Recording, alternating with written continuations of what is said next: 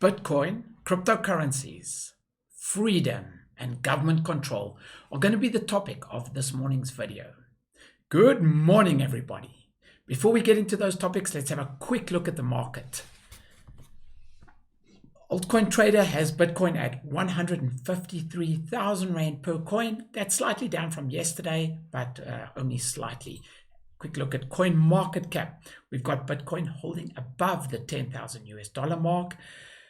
Only just, and it has been slipping gradually. I'm hoping that it's not going to drop below the $10,000 mark, but even if it does, with everything happening in the news and the hype around Bitcoin, it's unlikely that it's going to drop very far. And I think that medium to long-term potential for Bitcoin is amazing. As always, short-term ups and downs, well, that's just crypto. Ethereum at $215, bit of a 4 to 5% slip. As we know in crypto, that's not much of a slip.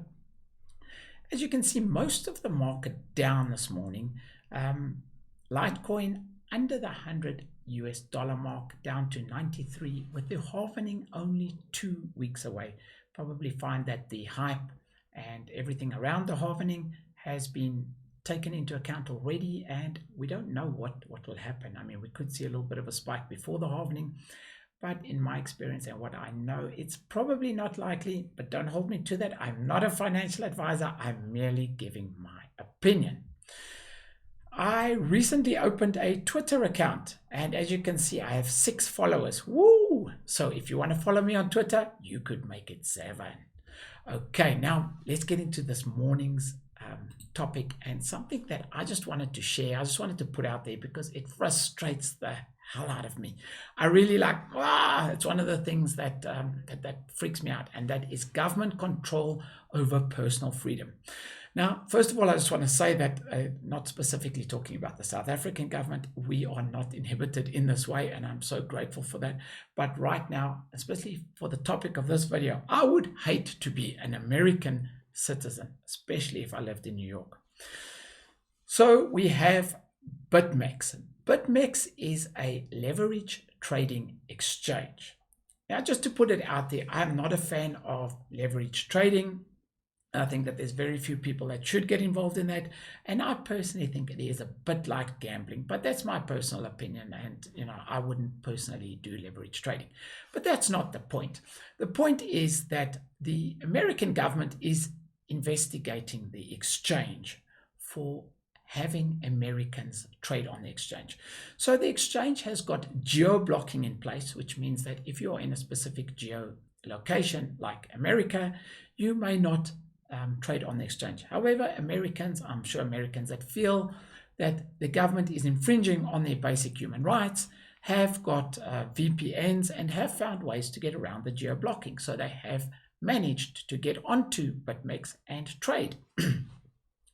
Now, let's just think about this. So the American government starts to investigate, and everyone's in a bit of a panic because they know the power of the American government, and they start to withdraw 73 million rands worth of tokens. So that is the tokens or bitcoins or crypto, whatever you want to call it, that was removed from the exchange, the net tokens that were removed. Okay, so that is brought to us by the guys at Token Analysis, and what they've said is whatever came in and whatever came out, the difference was 73 million.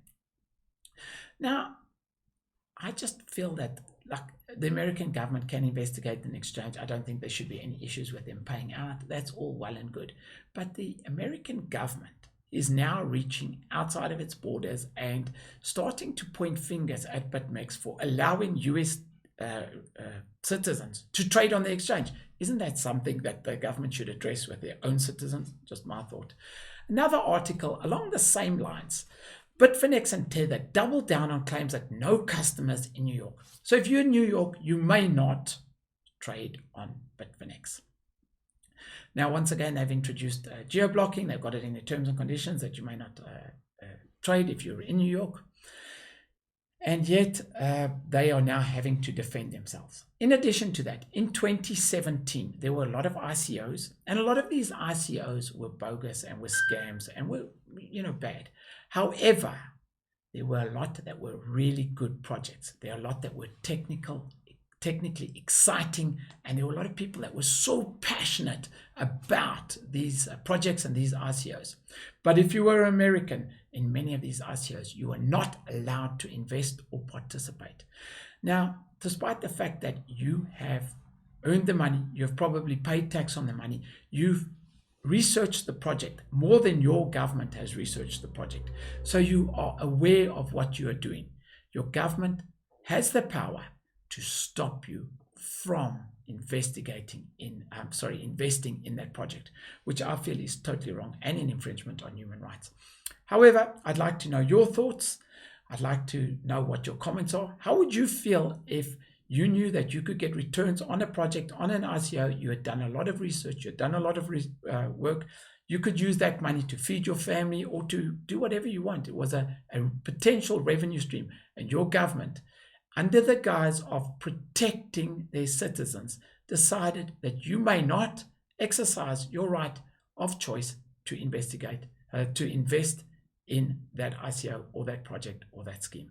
I feel that that is wrong, but I'd like to hear your comments. That's it from me. I'm out.